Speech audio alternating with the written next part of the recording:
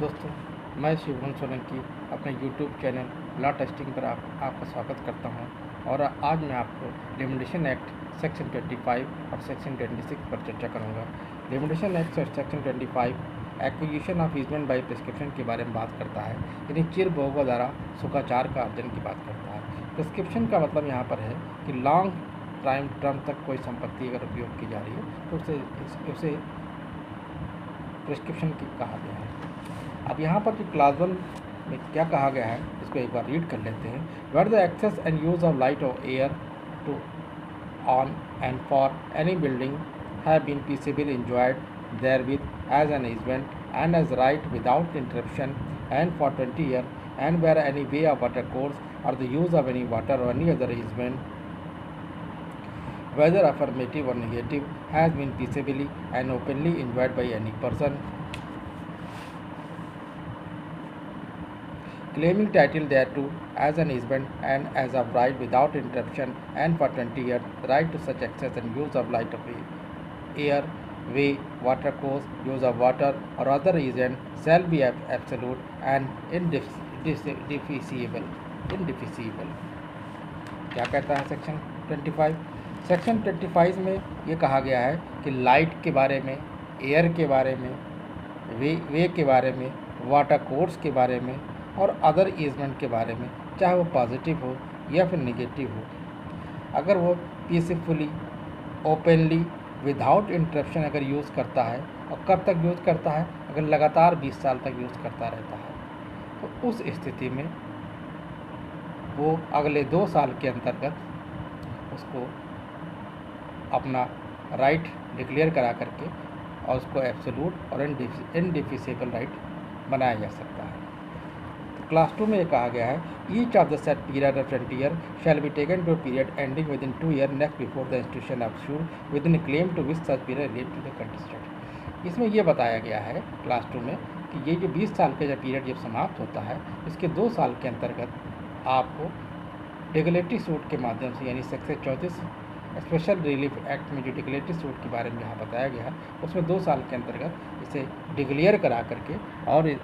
इस डिक्लेयर कराने के बाद जो है अपने राइट को जो है डिक्लेयर करा सकते हो और इस राइट को एब्सोल्यूट बना सकते हो।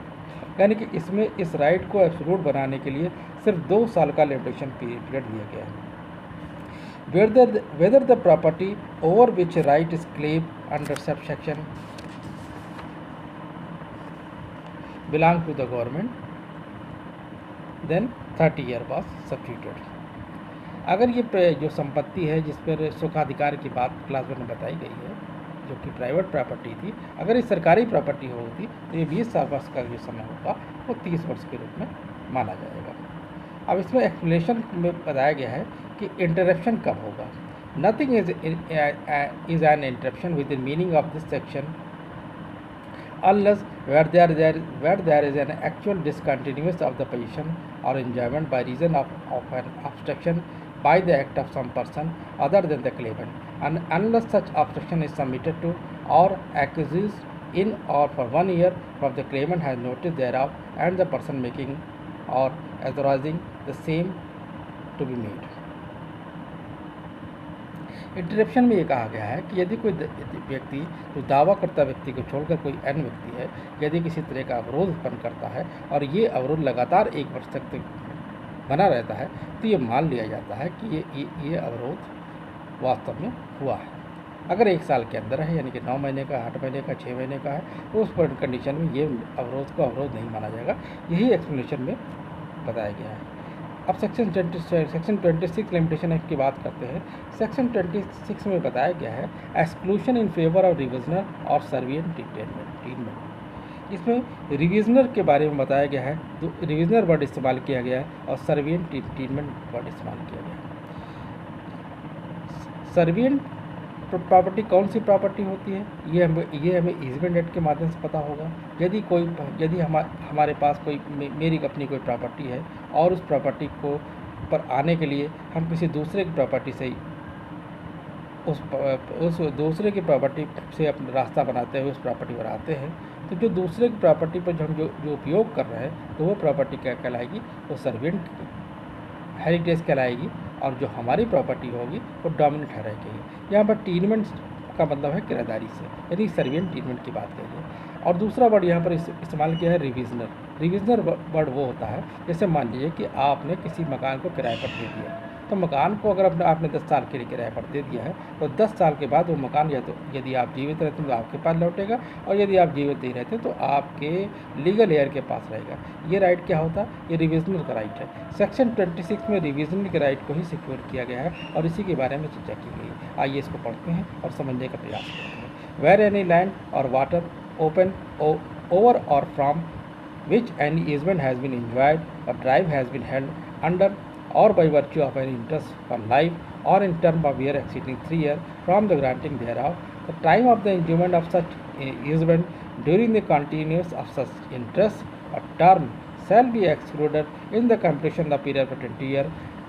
in case the claim is within 3 years next after the determination of such interest or term resisted by the person entitled on such determination to the said land or water।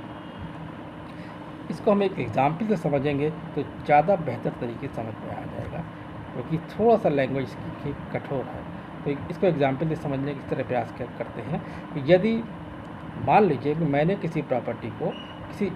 मेरे पास मैंने अपनी property, मैं ए हूँ, मैंने अपनी property B को life interest पर दे दी है, यानी और या फिर उसको 3 साल से अधिक समय के लिए दे दी है, क्योंकि ये दोनों ही बातें यहाँ पर सेक्शन 26 से बताई गई है।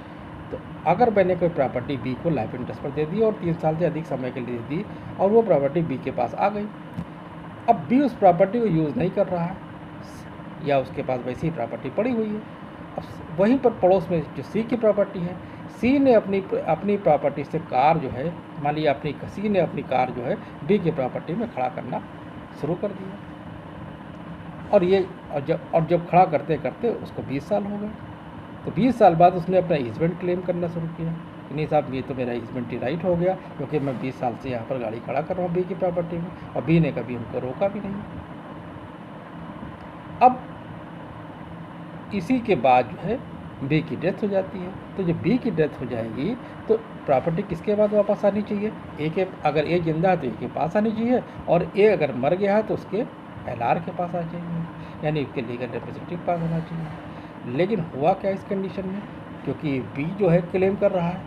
तो यहाँ पर इस सेक्शन 26 में ये बताया गया है कि अगर कोई प्रॉपर्टी लाइफ इंटरेस्ट पर दी गई है या 3 साल के लिए अधिक समय के लिए दी गई है, तो उस परिस्थिति में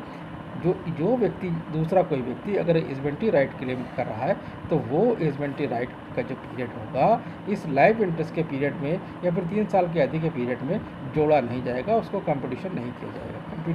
जाएगा। और इसमें एक बाध्यता रिविजनर के ऊपर भी डाली गई है कि वो 3 साल के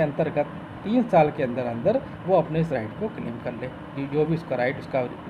रिविजनल राइट उसका जो मिला हुआ है, और उस प्रॉपर्टी यानी कि जो बी की प्रॉपर्टी, जो बी को प्रॉपर्टी दी गई थी, उस राइट को ए या उसके लीगल जो है 3 साल के अंदर क्लेम कर ले। यही बात सेक्शन 26 में कहा गया है, क्योंकि सेक्शन 26 में रिविजनर्स के राइट को सिक्योर करने की बात कही गई है। इसी के साथ सेक्शन 25 और सेक्शन 26 समाप्त होता है। इसकी अगले सेक्शंस के बारे में हम चर्चा अब हम अगले वीडियो में करेंगे। तब तक के लिए जय हिंद, जय भारत। यदि आपको हमारा चैनल समझ में आता है तो कृपया इसे लाइक करें, सब्सक्राइब करें, शेयर करें। धन्यवाद।